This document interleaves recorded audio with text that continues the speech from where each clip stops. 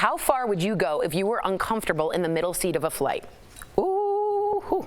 A woman on a 3-hour American Airlines flight is going viral after complaining she was wedged between two people. Her tweet That's how read, the middle seat works. I know that's how it works. I am currently literally wedged between two obese people on my flight. This is absolutely not acceptable or okay. If fat people want to be fat, fine. But it is something else entirely when I'm stuck between you with your arm rolls on my body for 3 hours. I didn't say this again, the woman on the plane did. Obviously, the tweet attracted people from both sides. Some saying she was justified, others saying that was unnecessary and mean. American Airlines did respond saying, quote, "Our passengers come in all different sizes and shapes. We're sorry you were uncomfortable on your flight."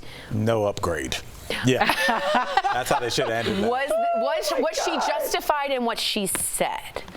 Nobody wants to sit in the middle seat. So I understand whatever the size of the people on either side, nobody wants that seat. But also, you have the option to choose Comfort Plus or whatever they call it on that airline. You know, you're allowed to pick your seat. And so fat shaming the people on either side of you is just obnoxious. I understand you were uncomfortable, but you had a choice. Okay, you had a choice. You could have upgraded. Right, you could have paid a different price. Fair. I will Do you say agree this, with that? and I'm not defending what she said, but somebody's got to talk for both sides. I think the airline should do a better job of explaining the rules about how those seats work.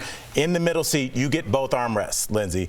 I get, if I'm in the aisle, I don't get your armrest. I get the aisle and I get my armrest. Jeff gets the window and his armrest on his right side. And I don't think people understand that. That's a rule. So, but anything that you have that is coming into your seat, I think you do have a right to complain about. Even if I'm 110 pounds, but I have a gigantic winter jacket on or something that's coming on your seat, that's your area. So she does have a case there. The problem with it is she's a horrible person. And that's not how human beings talk. Right. But she just wrote an email. Everybody has a right to that section for the seat that you bought. They each have advantages and disadvantages. Yeah, you can't really control that, right? So that's something that's you gotta, I guess you gotta suck it up on that one. Yeah. Because it's different if you bring an animal or something, and now the animal's in my space, right? Or you're doing something on purpose and you're leaning back and your hair is all in my space. That you could control, right? So I don't know what the airlines is supposed to do about something like this. Well, what I would say about the airlines is that you guys have flown like year after year and noticed that the space in a regular cabin seat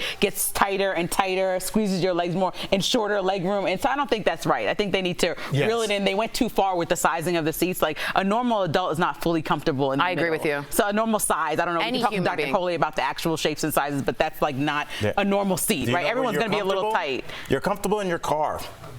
Drive. If you have a problem with the seat size, anybody? No, they should treat the customer well and get better, bigger seats. There are places that, if you cannot pay for whatever reason, and I've been there for a lot of time in my life, then you have options. You have an option to not go, or you have an option to drive. If you choose our company, this is our business model for how we've maximized the small amount of space we have to maximize our profit. But customers people in like sardines. Right, customers can fight back and say we're not comfortable with this. You can fight back by not going. Or you can fight back. Your friend. They're a private company. I know, but flying has become something that is necessary for people to get to their family and communicate. Like sometimes driving is not realistic, especially when you talk about age, having children, all these other things. So like I think that they should at least try to accommodate people who are spending hundreds of hard-earned dollars, especially now when money is tight. And just make the seats breathable. We call that your problem. Yeah, it's terrible. That's not their problem. Also, by the way, I rode to Southwest when we didn't have AC on a flight, and I was schwitzing like a chazer, I'm telling you, and I got $100 back in credit. You don't have to fat shame, just write an email. I would like to see this person, if there was 2 basketball players or football players that were